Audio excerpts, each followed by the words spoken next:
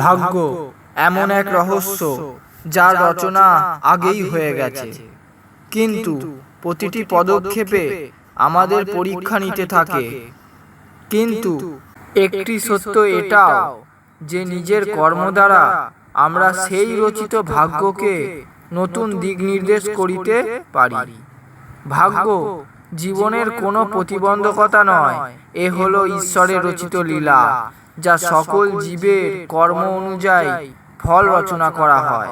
সেই জন্য সর্বদা মনে রাখবেন, ভাগ্য কেবল তখনই প্রসন্ন হয় যখন আপনি পরিশ্রম দ্বারা তাকে জয় করান, তাকে নির্মাণ করার জন্য সক্ষম হন। সত্য আর কর্মের পথে যদি চলেন, তাহলে ভাগ্য নিজেই আপনার সামনে নতমস্তক হবে। ও পরিবর্তন আমাদের জীবনের অভিন্ন অঙ্গ। সময়ের চক্রের সঙ্গে স্থিতি এবং পরিস্থিতির পরিবর্তন অনিবার্য। আর কেবল সময়ই নয়, ঋতুচক্র শীতের পর বসন্ত, তারপর গ্রীষ্ম আনে।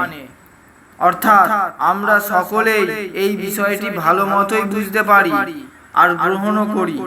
তাহলে কেন আমরা এটা বুঝতে পারি না যে ব্যক্তি আর সম্পর্ক পরিবর্তিত হয়?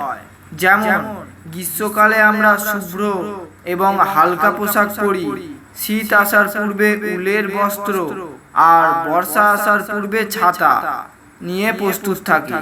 তাহলে সম্পর্ক আর ব্যক্তির পরিবর্তনকে গ্রহণ করুন, নিজের আচরণ তার মতন করেই পরিবর্তন করুন, কারণ আপনার সম্মান এই পরিবর্তনের সঙ্গেই বজায় থাকবে। ও